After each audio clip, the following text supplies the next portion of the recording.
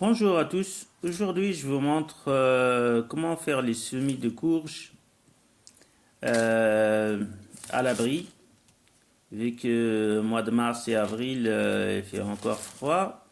Donc j'utilise une barquette de commerce de récupération.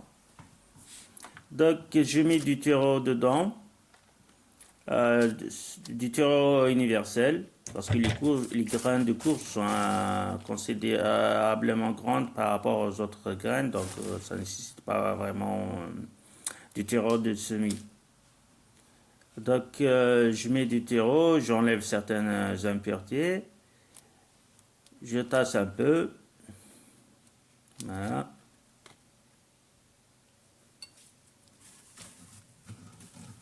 L'idéal, si vous avez une barquette avec couvercle, ou bien, des fois, j'utilise du film alimentaire, film plastique, pour garder l'humidité et éviter de trop arroser.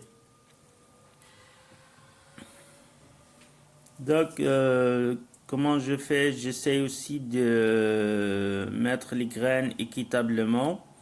Ne pas mettre deux graines dans le même endroit. Donc, je prends mon temps pour les séparer un peu. Vu que les plants de courge sont vraiment grands par rapport aux autres semis. Voilà. Il faut prendre son temps, il ne faut pas se précipiter. Et vous aurez la quantité suffisante. Là, on peut avoir une quinzaine facilement.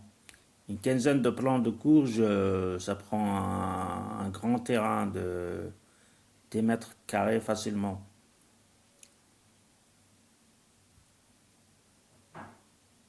Au plus, je voulais dire 100 mètres carrés même.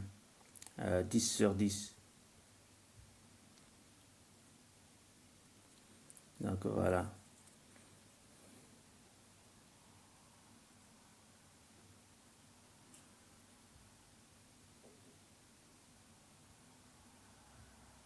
Je sélectionne les bonnes graines.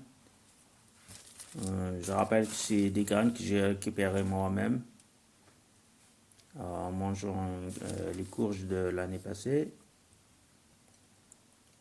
Et je garde les graines bien au sec dans du papier essuie-tout. Après les avoir mis bien exposés au soleil, je les garde dans un endroit loin de l'humidité. Après, je rajoute un peu de terreau et je entasse. Après, je viens à l'arrosage. Voilà. Cette technique avec couvercle, ça évite de trop arroser. Bon. Après 15 jours, vous aurez ce résultat. Et des fois, ça dépend des conditions, vous aurez des plants plus grands que ça. Voilà. Et,